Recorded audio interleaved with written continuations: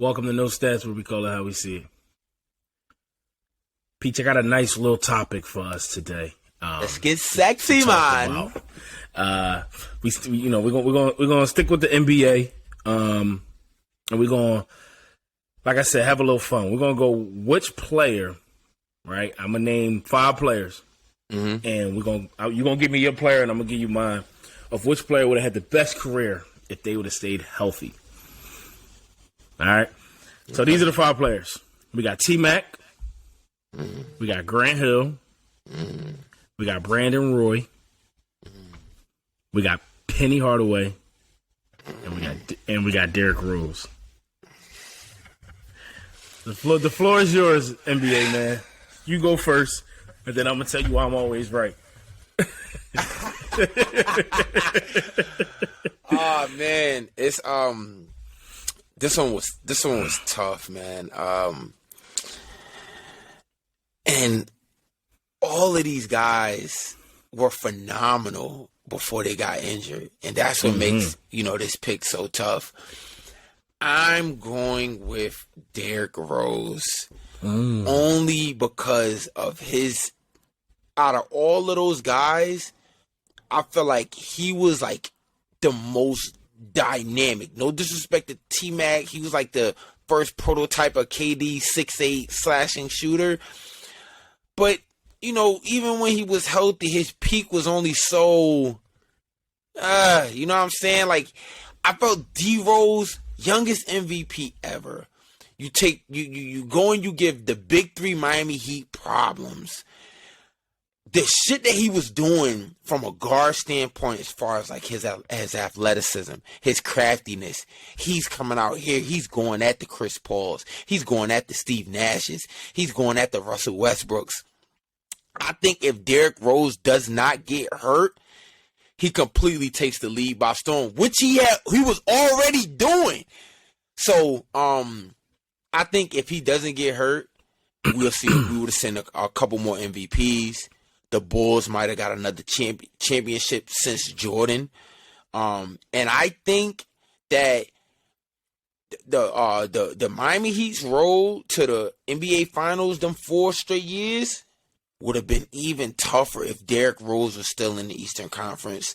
He was able to. I'm glad he was able to get back and get in tune. He reinvented himself.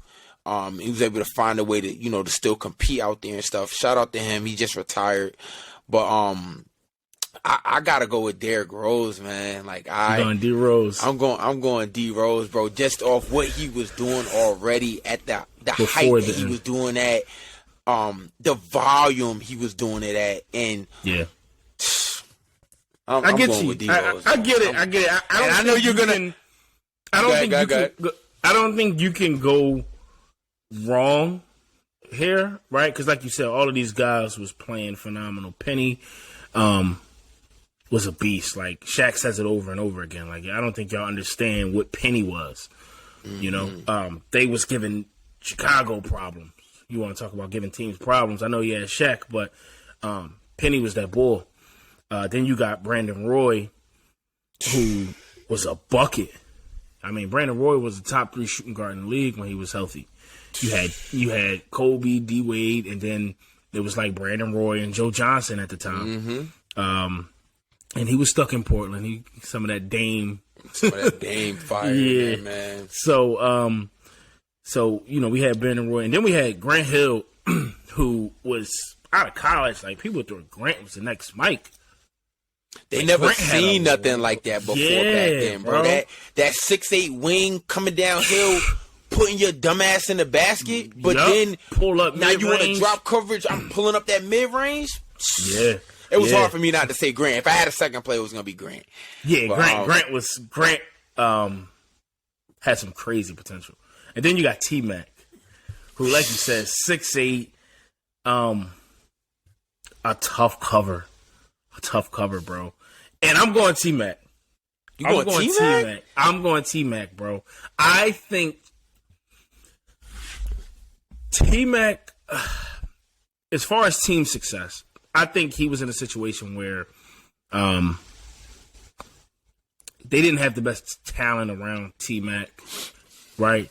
As far as that Rockets team, or even when he was in Orlando and Toronto early in his career. I think, you know, it was hard for the team to succeed on that level, right? And which, you know how that goes into MVPs as well. You also had Kobe and Shaq in that era. He was going toe to toe with Kobe, man. He was, bro. And Kobe's quoted saying, like, T-Mac was his toughest cover.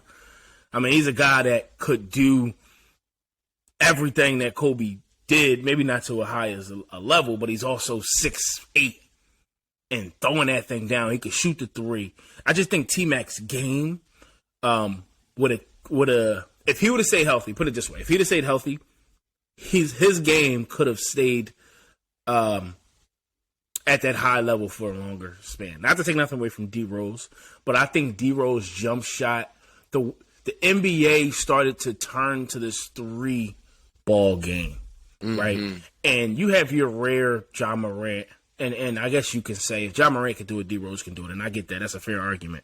But I think the NBA has changed to this 3-ball game, where I don't know if D Rose would have had a better career than T-Mac, or maybe even a Grant Hill. And another thing with the D Rose thing, I know he won an MVP, and he's the only one of these guys with an MVP, and that's why I tried to strip that away. But you can also look at that bull, like they were the one seed when he won an MVP. Yeah, so like I said again, that comes with the team success on top of that. But yeah, that's my take. I'm going T-Mac. I mean, like you said before, bro, you can't really go wrong with the picks here. The reason why I sided with D Rose was because I did throw a little bit of his impact of team success so early in his career. You know what I mean? Yeah. And you know, we're talking about like 20, 26, 27 a game, right? Like 4 or 5 dimes, 3 boards. And then, mind you, at that time, but T-Mac was averaging. Wasn't he averaging 30 at a T-Mac was my thing with T-Mac, but the only slate that I was given on him was that impact. He was getting 30, but he was getting bounced in the first round. He was getting, bro. Or not even seeing the fucking playoffs. And he also had, I feel like T-Mac had a good slate of like, you know, 4 or 5 years where he was really like 33 a game, and you know what I'm saying? So and I don't think those Rockets teams was as bad as people say. You know, no, they weren't Bron, as bad. And then you had Yao, Shane Battier wasn't bad. No, but guard spot wasn't. They weren't crazy. bad. They weren't bad, bro. But you got to think about this. You had Shaq and Kobe. You had the Spurs. Like, we're talking 2 dynasties, bro. Like, not the Nuggets and Memphis and the Kings in today's NBA. Like, those are the top 3 seeds, bro. Like, seriously, and not taking that away from them, bro, but there's no Shaq and Kobe, and there's no Spurs dynasty. You got Golden State, but even there on towards the end of that, right? So I feel like it was harder to get out of that, you know, because it was on lock. But I had one more point. I'm drawing a blank now. With the T-Mac. That's what I was gonna say. I try not to, and I know why you did, and it makes complete sense as far as the D Rose and the team success and the impact on the team success.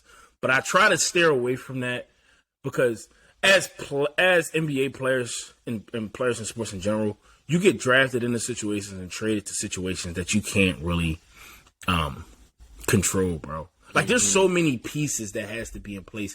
And we spoke about this prior as well.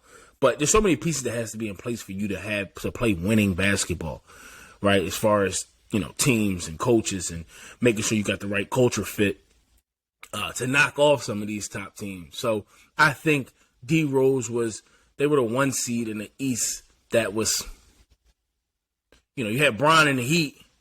I think KG and them was on their way out. In Boston, right? So who was in the East? And everybody kept calling it LeBron running through the East, the weak East.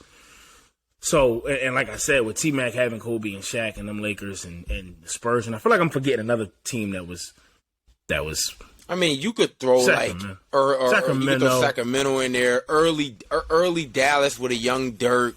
You know, because they had Yeah. Nash, Michael Finley, Phoenix True. Suns, even after With they Nash. traded Nash and Stoudemire and stuff like that. So Yeah. I definitely get your point. You bro. know, just as far as the team's success is it's like we could go Dame. We could look at team success and say, all right, Dame ain't really been that far, but is it Dame's fault on that type of spectrum? But like I said, bro, you can't go wrong with any 5 of these dudes. All of them, I wish we'd have got to see their whole career play out. Especially B. is Roy, interesting. man. Yeah, B. Roy would have been. I feel like we had B. Roy for like 3 seasons max. I think. Yeah. And it sucks how injuries. Another dark horse here, who was getting better and better as the years went on, but Danny Granger, he was, he came in the league averaging 12, then it went to like 17, and then it went to like 24. And Right. then, he went down, and, everything happens for a reason in the league and shit like that, because, Paul George got his shot, and he became the player that he is today through that kind of opportunity like thing. So Yeah, we've seen that story a lot of times all across. yeah. Somebody else, and correct me if I'm wrong, you're the NBA expert. Did Tyreek Evans go out from injuries? Yeah. Yeah. Because Tyreek Evans was, I feel like, remember his rookie year, he averaged 25, 5 and 5. 5, yep. The only And it was him, like LeBron, Jordan, and Magic. I think. Yeah, it was crazy. Rare air to be upon, and I feel like he was on the trajectory, playing well, and Tyreek Evans was one of those guys, and then he just fell off the face of the NBA, and I didn't know what happened with him. But yeah, injuries. He had injuries, and then also, like you said, situations, bro. I forgot where he went after that, but it kind of like he felt. Yeah, he kind of fell back into the rotation because once you're in a spot for a while, and in NBA years, a while could be 2-3 years. You sort of kind of get comfortable with the way things run, and then you go to another team and you just kind of see, because I think when you go to that second team, you either run into an injury or like you don't really stick, and then it just becomes a revolving door. And you kind of seen that with Boogie Cousins, dominated in Sacramento for a while, had a good thing going in New Orleans with him and Anthony Davis and Drew Holiday. Then he tears his Achilles, and then it hasn't been the same since. You know what I mean? He's been bouncing around Denver, Golden State. That's a hell of a point. Yeah, like and just now he's out of the league. Like, you know what I mean? Yeah. So it's like the situation is just crazy. The way the you NBA see some of goes. these top guys, bro. Even a guy like Kemba. Yeah, Kemba was putting up 50, and he was amongst those top guards, bro. And now it's and right in Kemba Charlotte. had a job. Then he go to New York, and then it was like, okay, you're not really fitting Thibodeau's system, and then he's not living up to how things is. And then you got a young R.J. Barrett in there. They going to get Randall. Just it didn't fit. Right. And then now what you do with Kemba? Now Kemba's out of the league. Then he has a little stint with Dallas, and now we don't even, bro. Yeah. It's situation to come to Isaiah Thomas is another one. He's in Isaiah Boston, Thomas. True. MVP season. True. And then what? Goes to Cleveland, and now it's like, bro, what the fuck happened? Like, situationals, man. And the NBA constantly, they want you to play this role, and they want you to play that role, and then you're maybe not accustomed to playing that role because you're accustomed to playing the role that you've been playing the last 5-6 years.